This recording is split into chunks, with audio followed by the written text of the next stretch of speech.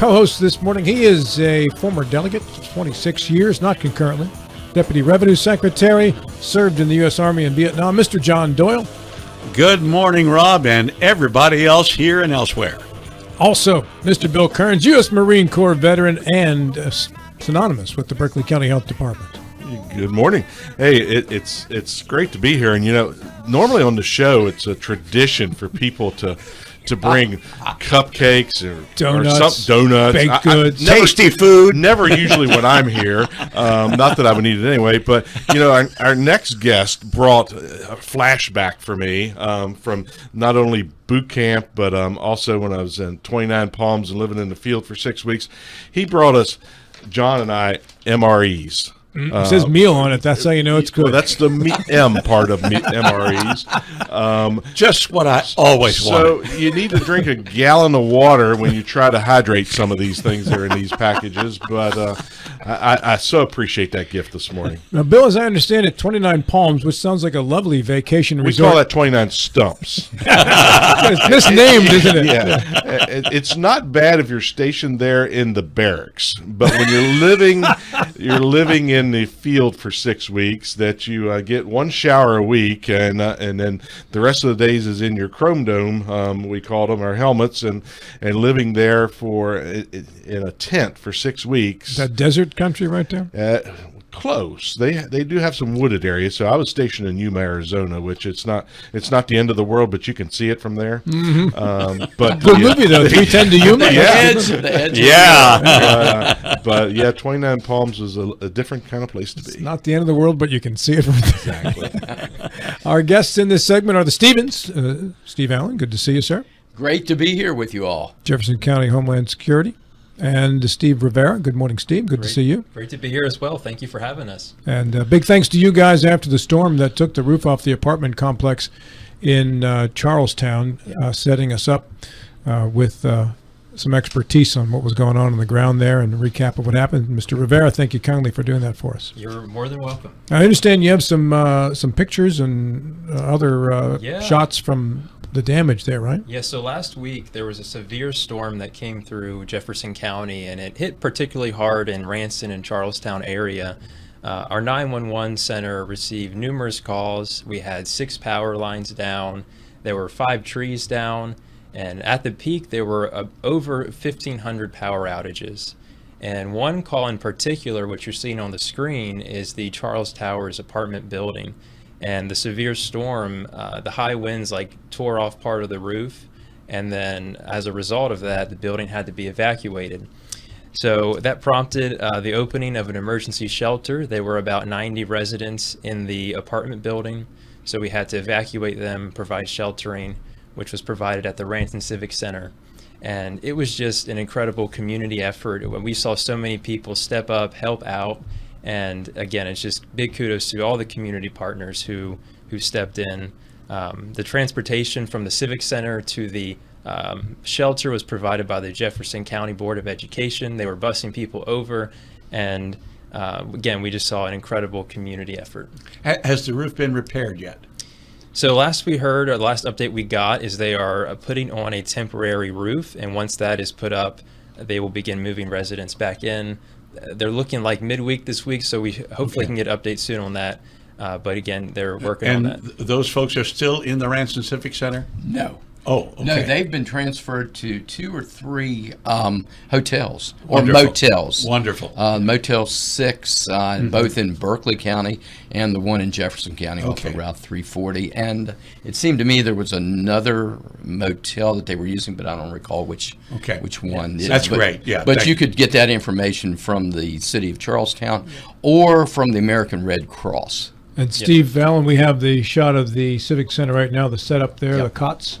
And whatever, approximately, Stephen, how many people were inside there that needed relief? Yeah, so we had about 90 people in the apartment building. 51 went to the shelter. So the other people went to friends, they went to family, to local hotels, motels.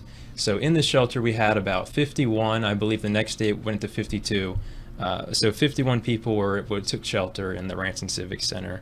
And then to your point about when they went to a hotel, so again, this happened Wednesday. By Thursday night, we had 34 people in a local motel. And then the day following, which was Friday, the rest went to another motel. Great, thanks. So I'm guessing with the roof being taken off, basically, there's a lot of extensive damage inside as well because of the rain. Correct. And That's you have to exactly deal right, with and that's lots of why they mold needed. and issues like that. Exactly. So you have the State Fire Marshal's office and the building inspector for the city of Charlestown that determined that.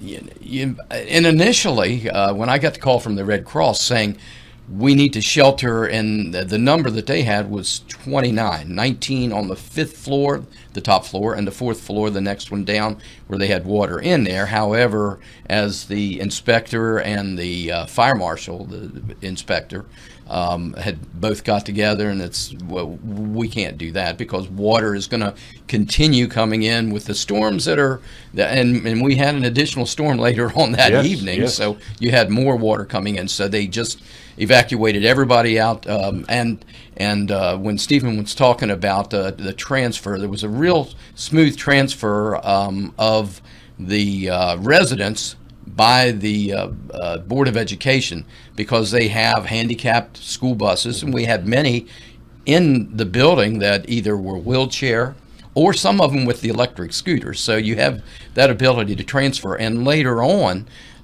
when they started transferring, the Red Cross and other agencies were transferring, including Jefferson County Community Ministries. And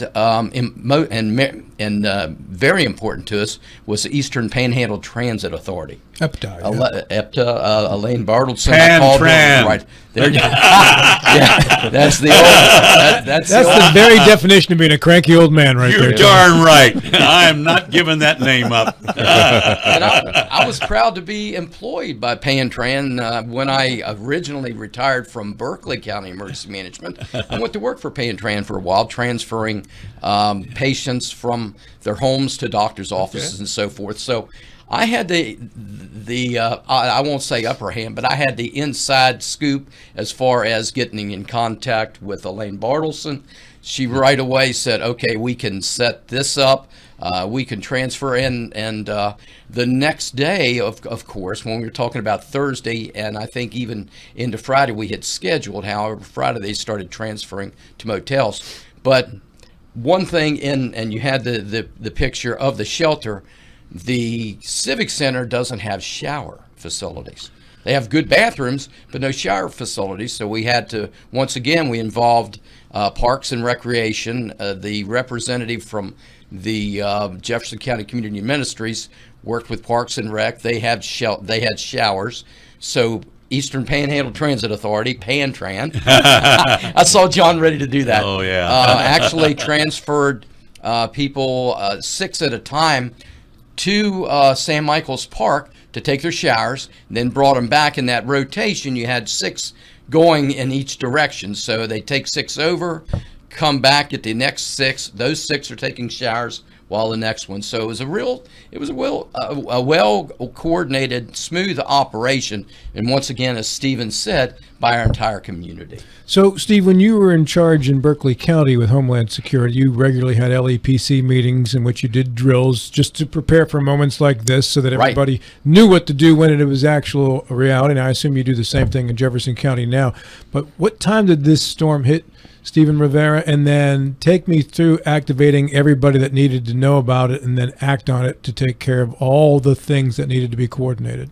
So I want to say, was it 7:30, I believe? When the storm initially came through, that first storm came through, those winds came through along with the rain and so forth around that time. About an hour later, I received a call from the Red Cross saying, Steve, we've got a call from the manager of Charles Towers saying we need to shelter those 29 people to start with, 19 on the 5th, 10 on the 4th.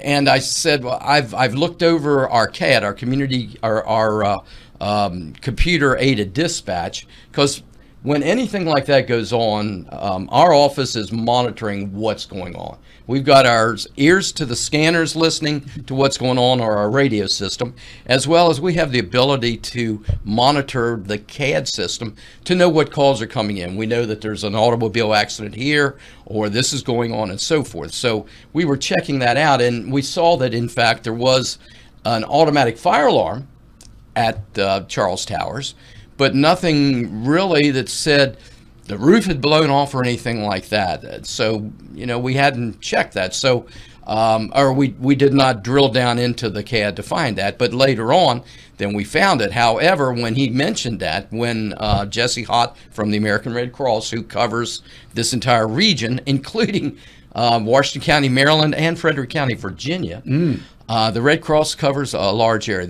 our chapter. But when he said that, I said, well, I'm not seeing any indication. So I started drilling down. I contacted our 911 center. They, in fact, said, yes, if you look into this CAD for the automatic fire alarm, they said that contact the Red Cross for sheltering. They were referred to. The Red Cross gave a number. And so we verified it so that the Red Cross could then start the process. They needed somewhere to go to. The immediate information that I keep in close to my heart is the Ranson Civic Center. You have an emergency generator there. The city of Ranson works well with us on any of these, including for Bill's background with the health department. When we had the COVID clinics, we used the Ranson Civic Center. So. Just I in the remember last, that. we had a lot of people go through the Ranson Civic Center. So with these people that were displaced, two questions, and had to deal with, I guess, some of these people that you had mentioned about they were disabled or mobility, they couldn't get around. Did you have to deal with people that were on oxygen? Oxygen concentrators, things like that. Exactly. So when they were evacuated out, the paramedic that was up on the floor going to each door of every apartment in that building, all 90 apartments, saying, you need to leave, you need to bring your medications with you for up to a month, and giving them the whole procedure that Stephen has. And if I could add two things to that. So one thing, the West Virginia WVU Medicine had a nurse on site at the Ranson Civic Center. So they were there to assist if needed. And the other point of what to bring to a shelter, right? These things happen unexpectedly. These residents were watching television, they were eating their dinner, and then all of a sudden they had to go and evacuate. So knowing what to bring to a shelter is so important. And so the Red Cross encourages people to bring your medications and prescriptions, your extra clothes, pillows, blankets, hygiene items, important documents, any other comfort item that you may want. And if you have kids, to bring toys, formula, diapers. And so it's good to have this in just a backpack or a bag that you can just grab and go in the event that you would ever have to evacuate. So I thought you were going to say if you have kids, remember to bring them too. Go ahead. That too. Might want to do that. Well, what about pets? What about pets?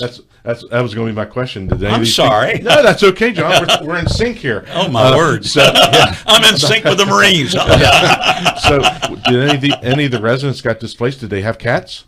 So, yeah, if it's not safe for you to be at your house, it's not safe for your pets as Absolutely. well. And so bring your pets with you. We had a variety of residents have dogs. We didn't have any cats, I don't recall. But, again, bring your pets if you do have to evacuate. Kind of difficult to maintain them in a certain area. I saw with the picture of the cots that's out at the Civic Center. How would you maintain and keep your dog or your cat within that same area of your cot? So one thing we did have on site are dog crates. So we had a variety of dog crates for different sizes, and we had those set up ready to go if needed. But the dogs that we had were very calm and very, but we have those crates ready to go if needed. So I did see some of the other pictures, and you may have some still, but they were on Facebook. And Steve is a great coordinator and has worked well with the local emergency planning committee in Berkeley County and now in Jefferson County. So great leader that we have in Steve, and so I'm glad you're associated. I will with second it. that. And but so I saw as we developed since 911 our working relationships within the county. county agencies. I did see some of the pictures, not only WVU people there, which we found out during the pandemic we couldn't have done what we did without the help of WVU, but also saw that Dr. Reedy, the county health officer, was involved there and helping review things. So it's great, that relationship. It's not just one person in charge. It's we work as a partnership. Absolutely. And Deputy Director Myers, Dick Myers, who We had on you the show. interviewed. Thank you, Stephen Rivera. When the Red Cross went to Dick and said, we need to look at having some medical supervision here, immediately made contact with Dr. Reedy, and Dr. Reedy then also made contact with WVU East for Jefferson and Berkeley Medical Centers, both. Charlotte Norris on our Facebook post Yes. said the United Way is providing funds to support the displaced residents in Charlestown. So the United Way has stepped up there as well. Great. Yes. Good to hear. Like I said, once again, the community has all come together, and we had a coordination. Many of the coordinating activities were being done through the Red Cross, of course, but Jefferson County Community Ministries, and there's a host. Stephen has an entire list of all the different agencies that assisted in there, including local restaurants. Yeah, so the day following the incident, so on Thursday, Chick-fil-A in Ranson provided breakfast for the residents. Independent Fire Company cooked lunch. And then for dinner, Andy's Pizza and Inferno Brewery, they provided dinner. That's Andy Calandria from the Ranson City Council. That's correct. Exactly. Yep. And so, I have a whole list here of different organizations that help. The ones I don't think we've talked about yet are Fit to Move LLC, Citizens Fire Company, Charlestown Now, the Kiwanis Club, Kiwanis Kids, Jefferson Pharmacy, and again, I think we mentioned a lot of others, but again, just a whole community effort that really made a difference. Were there any power lines or flooding concerns following that storm in the Charlestown area or anywhere else? We had many roads that, first of all, when you have an inundation of that much water, that much rain, roadways were affected and power lines were down. And Stephen has the numbers on the power lines that were down. Yeah, we had 6 power lines down, and that resulted in about 1,500 power outages across Jefferson County. All right, so take us through the protocol for a power line here, Steve Allen, and what do you do when you come upon a power line that's down in your path? Well, first of all, don't walk across it. Don't touch it. Stay away from it. Even for first responders, we do the same thing. We call Potomac Edison and wait for Potomac Edison to get on the scene. So back off, keep others from getting close to it, and stay away. Smart, common sense, right? Yep. It's like don't drive through. Turn around, standing don't water. drown. Thank you. You've got it. I knew somebody here was going to say that, and I thought it was going to be Stephen right away. You preempted him, Bill. Stephen's young. His rhyme is stranger danger, right? Yeah. So do you get notified on power lines being down, Stephen Rivera? Do you get that first? So how we receive that information is through our CAD, which Steve mentioned earlier. We're able to see all the 911 calls that go on, and we can determine through that how many power lines, how many trees have fallen down. All right, so we went through like a battering ram of pretty heavy storms there for a while. It's kind of calmed a little bit as of late. I hate to say it out loud, but there was a streak there where boom, boom, boom in a row. It was seems like every storm was supposedly one with high winds and dangerous complications with that as well. So when that happens, do you have certain people who go on alert for those kind of storms and are in charge of monitoring, or does it fall into the collective of we'll all check in on the CAD? Well, and many times that's what we're doing. However, the National Weather Service has an excellent coverage area. We are constantly monitoring the National Weather Service. Stephen, every day is putting out what's expected for that day. We have a situation report that we send out to all the different agencies, including city mayors, council members, all the different organizations, the first response organizations, as well as many other organizations, and including our own county commissioners and the county administrator, receive every day, well, Monday through Friday, while we're in a situation report on what's going on. However, even in the off hours, we're constantly watching the National Weather Service to see what's going on. So we're in tune with it. And once again, just like with the, you were asking about the calls and the notifications, we have it on CAD, but we also are monitoring what's going on with fire and EMS, especially through a communications network that we have. It's called Chief 360. So on structure fires, on power lines down, even on cardiac arrests and things like that, because we follow the Jefferson County Emergency Services Agency on what's going on. So we're in tune with that. We constantly are monitoring that. And if I could add one thing to that, if you're a resident wanting to get notified of these different weather events, the best way to do it if you're in Jefferson County is to sign up for Everbridge. It's our community notification system, and you'll get alerts directly to your mobile device for flooding, tornadoes, severe weather, or any large-scale incident happening in Jefferson County. In Berkeley County, it's called Alert Berkeley, so just go to your emergency management office to determine which one is the right one for you. But in Jefferson County, it's Everbridge. And Where'd you get the name? it's an organization. Oh, okay. And signing up, super easy. You just go to our website at jeffersoncountywv.org, and you'll be on our website. You'll click Emergency Info. You'll click Visit Everbridge here, and then go through our sign-up process. I think Everbridge became real popular during the COVID time. Did it That's not correct. seem- yeah. Well, the entire state of West Virginia Health Department Right. was on Everbridge. Notification system for testing sites and things. Yes. Yep. Yeah, if you sign up for Alert Berkeley, there's just a standing text that they send out that starts with I-81 lane closed. Absolutely. And on the weekend, they just go out every 10 minutes, I think. Yeah. Just whenever you go to get on Interstate 81, understand that somewhere in that 26-mile area of Berkeley Absolutely. County, there is a strong possibility of an accident. They should just send out one that says I-81, don't. Very similar to I-70. Just don't. Yes. Oh, I-70 is a disaster right now. Yes. One lane of it is closed, and about every... I navigated that yesterday. Oh. So yeah. Oh, and this morning on I-70, they had a heavy, the wide load trucks. They had a propeller turbine for a windmill. That had Those to are have about been- 300 feet long. Oh my goodness! and even longer in the middle of the night when you can't really see them. Well, you had one overturned there at 70 and 81 a few weeks ago. Yeah. Actually, there was an accident involving one. Glad I missed that one. Yeah. Yeah, geez, that's got to be a big mess. We've got 2 minutes left. Stephen, final notes. Yeah, so the one thing I want to leave you with is sign up for Everbridge. You can go to our website, jeffersoncountywv.org, or there's also an app you can get on your phone. So go to your app store, type in Everbridge, and you can sign up that way as well. Do you have an LEPC type meeting coming up anytime soon, Steve?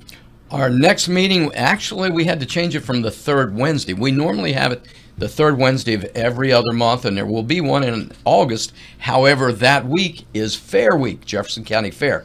So we postponed it 1 week. We'll be having it, and Stephen put that information together. I believe it's on the 27th. I think so, yeah. Is what it would be. So it will be the fourth Wednesday. Does that sound right? Wow. Instead of the third Wednesday for August. And those are attended by a large number of different agency heads that represent, so that you, when something happens like this most recent event, you work together. as one big Exactly, team. Bill. As you well know, because you were at all those Yes, meetings yeah. with us. Will you be at the Jefferson County Fair?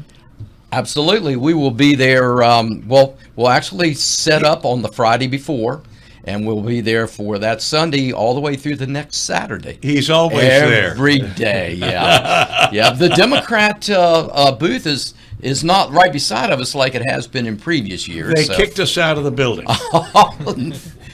That's another show in its entirety. Well, yeah, I just hope they kick the Republicans out too, as long as they're being fair. No, we were told we have to be out on the Midway now. Put you out in the heat. And the rain, I was and gonna the say- dust. Steve Rivera, Steve Allen, thanks for dropping by. Thank you so much.